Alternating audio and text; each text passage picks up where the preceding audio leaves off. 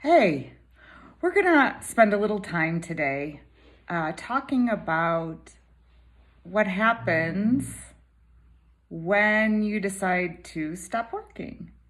Because that's what's been coming up. If you remember a couple of weeks ago, I shared with you at least 5 people I knew decided to retire. And yeah, without exception, all 5 are straight up traditionally retiring. The untraditional part actually is that they're not yet 65, but they're done with their current work.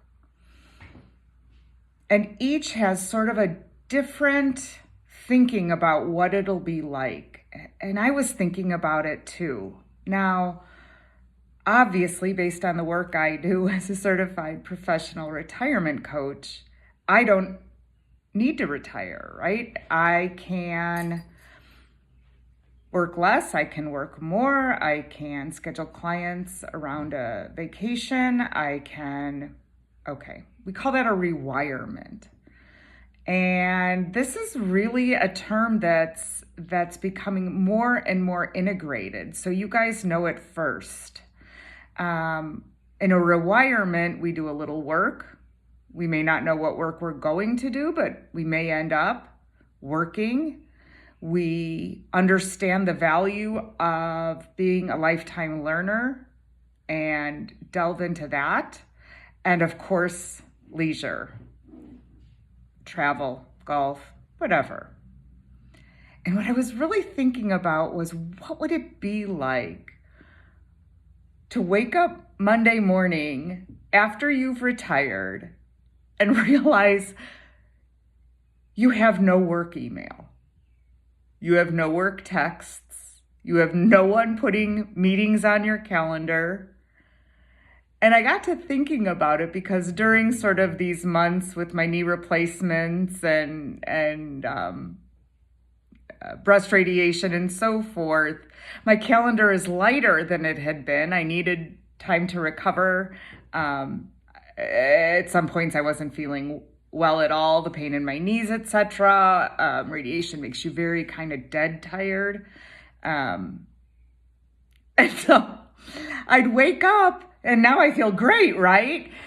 But it took a moment, and in that moment, and this is how it works, you know this too, you schedule ahead. And so I'm noticing my calendar is more spacious than usual. And now that I feel great, I'm like, oh, this is so weird. And I've had time to read books. Now, the one I'm reading currently is Crucial Conversations. I do notice I mostly read for personal development and in service to my clients. I haven't read a fiction book in who knows when. That's not the point. And I love them, by the way. But it's just something to think about. And with that thought in mind, I wonder how many folks who work for corporate, who don't own their own businesses, that's a whole other conversation, would really benefit in thinking about whether or not working a little bit on their own terms would be valuable both to themselves during this time and to the organization.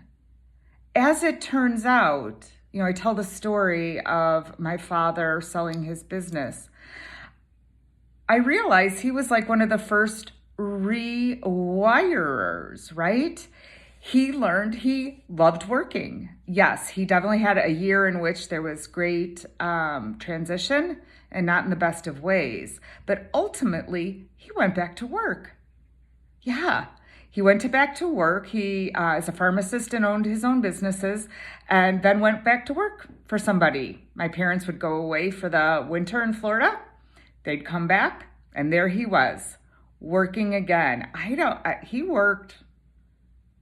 He died quite young. He was only 78, 77. What difference does it make?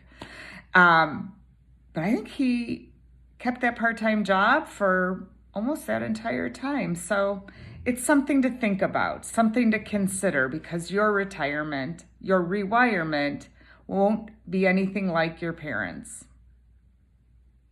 And that's all I have. Ciao for now.